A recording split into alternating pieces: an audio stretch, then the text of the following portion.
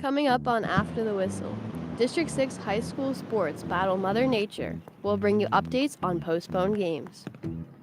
Plus, Penn State men's lacrosse top 12 matchup with a shocking outcome. And Penn State football nears their annual blue-white spring game. All that and more coming up on After the Whistle.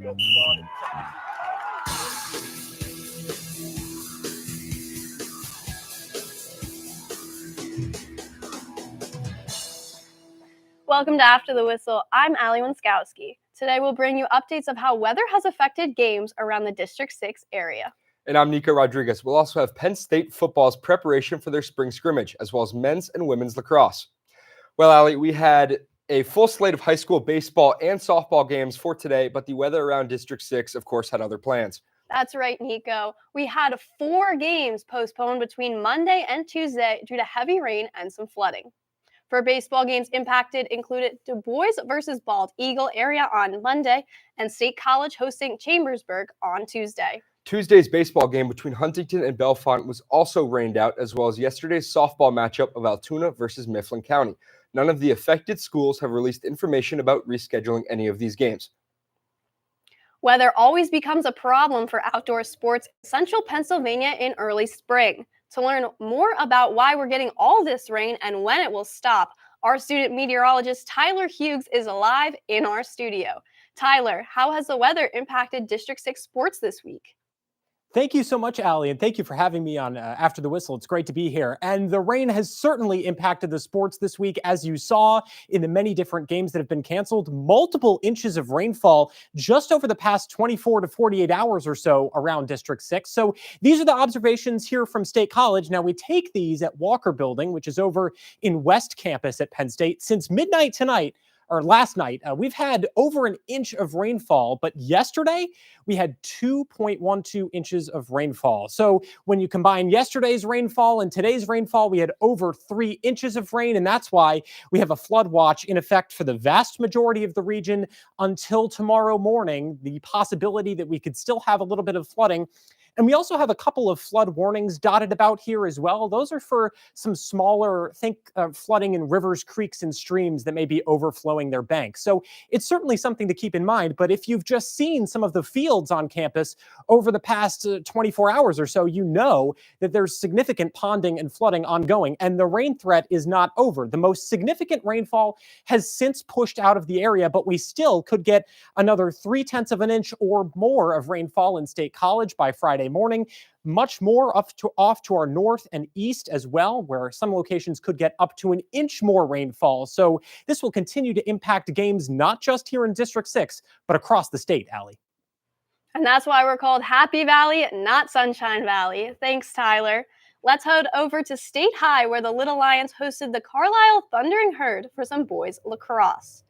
The Little Lions jumped out to a 4-1 lead in the first quarter when Cooper Brushwood gets this pass behind the cage, settles in, and then turns on the Jets to get the top side and bounce one past Caden Plank, making it 5-1. Early second quarter, Brushwood feeds Owen Kissinger on the cut, but Brushwood just getting started. Little Lions lead it 6-1 now. The rain couldn't cool off Brushwood as he goes for the face dodge, gets his hands free, and scores on the bounce.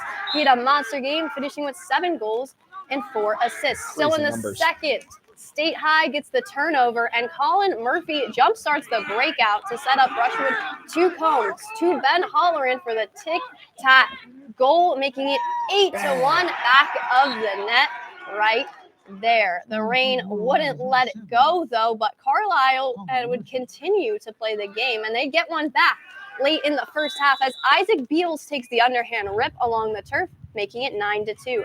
Second half, Blank takes it himself to start the clear and finds Wade V. Oral, who doesn't love a long pole, getting in on the offense as he fights through check after check and buries the step-down shot.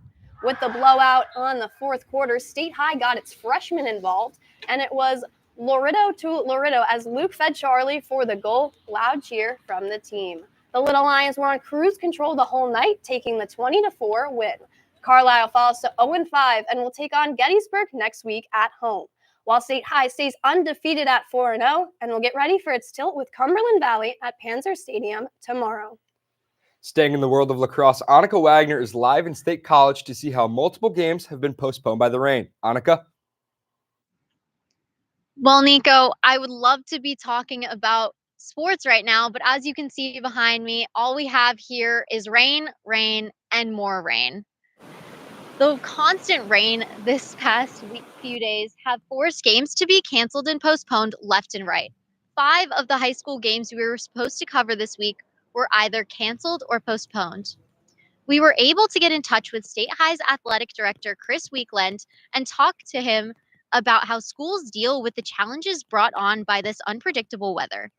He said it's tough. They have to think about not only their weather, but also the availability of their opponents and staff, as well as transportation.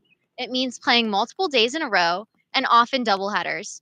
He said he told his teams they have to be, quote, be comfortable being uncomfortable. And this weather is not just affecting sports. Schools across central Pennsylvania have been forced to close early due to flooding. In Center County, there's currently a flood watch in effect through Thursday. Nico, all I have to say is these April showers have better bring May flowers. Reporting live for After the Whistle, I'm Annika Wagner. Now back to you guys in the studio. Thanks, Annika. Coming up after the break, we'll show you highlights from Penn State's softball win against Maryland this weekend. Plus, we'll have highlights from Penn State's men's and women's lacrosse. But for now, here are some of the scores from around District 6.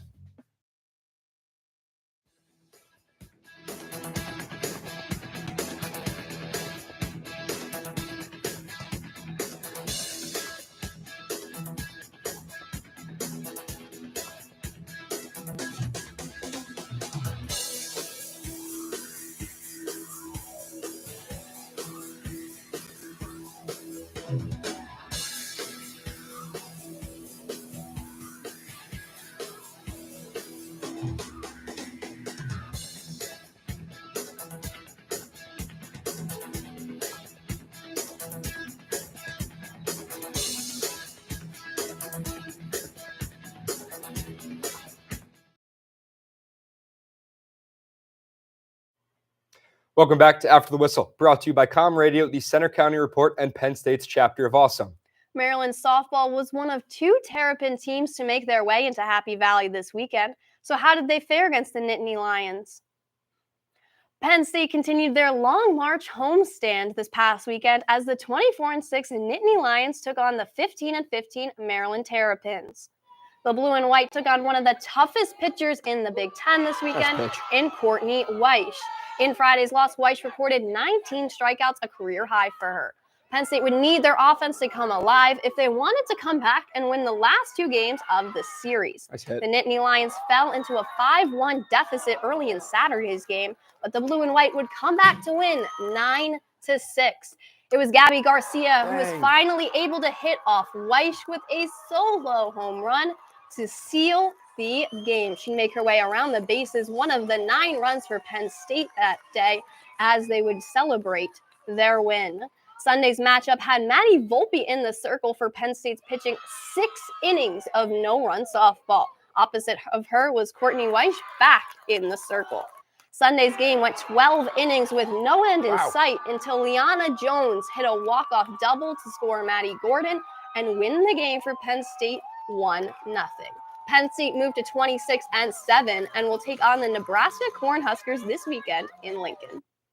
After dropping 3 games to Illinois over the weekend, Penn State baseball is back at Medler Field for a weekend homestand against Northwestern.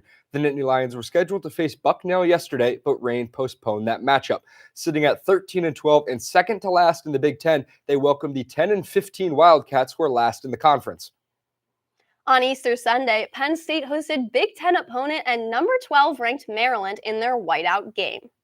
It was a battle between Big Ten foes as the captains will line up there. And we'll start in the second quarter. TJ Malone scores a hat trick.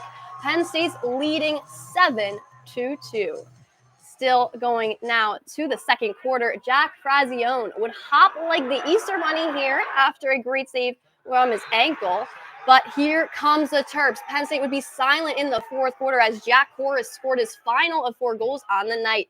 Maryland's last goal would come from Daniel Kelly as the Terrapins would upset the Nittany Lions 13-11. The Nittany Lions would fall to 7-2 and play at Johns Hopkins on Saturday. Cassie Vaselis was at Panzer Stadium Sunday to witness Maryland's upset. Cassie, how did the Terps pull this one off? Well, Allie, Maryland got its 5th straight win over Penn State after they were able to capitalize in the 4th quarter to break the Nittany Lions' hearts. Let's take a look. On Easter Sunday in Happy Valley, the Nittany Lions hosted their first Big Ten opponent of the season in Panzer Stadium in whiteout fashion. Penn State came out hot in the first 30 minutes of play against the number 12 Maryland Terrapins as Matt Traynor would score to extend his goal streak to 9 of the season, and TJ Malone would notch a hat trick to put him at 20 goals on the year. Coming out of the half, the Nittany Lions were leading 8-4 with Jack Friesion, the goalie, having a phenomenal performance. Now the Nittany Lions would end up losing their momentum as the Terrapins came out with a big win. Frasian would make key saves for the blue and white and ended the night making 16 saves on 29 shots. But that would not be enough to stop Maryland. Just a lot of self-inflicted wounds tonight that we as a coach, as a coaching staff, got to look at because probably goes on me. Some of those self-inflicted wounds included faceoffs. In the 4th quarter, Penn State lost 7 out of 8 faceoffs, which would lead to the Terrapins scoring 6 straight goals in 8 minutes to take the lead. Offense would only have 3 shots the entire quarter, and when they had the ball, they would fumble for Maryland to take control. The blue and white would end the game with 17 turnovers. This was Penn State's first loss since February 3rd, and they would now look to rebound with 3 games left before the Big Ten tournament. Just pick up the pieces and get ready for our next opponent, which is going to be a really tough one on a short week of preparation, and can't feel sorry for ourselves. We just got to keep going.